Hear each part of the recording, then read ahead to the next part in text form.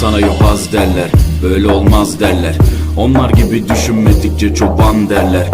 Biz Müslümanız, düşüncemiz hüsnü zandır. Bak istediğin güçle saldır, biz Rabbe müptelayız. İşimde Allah, dilimde Allah, zikrimde Allah, fikrimde Allah, aklımda Allah, aşkımda Allah, aslımda Allah, kanımda Allah. Hasbi Rabbi Cellallah, ma fi kalbi gayrullah, Nur Muhammed sallallahu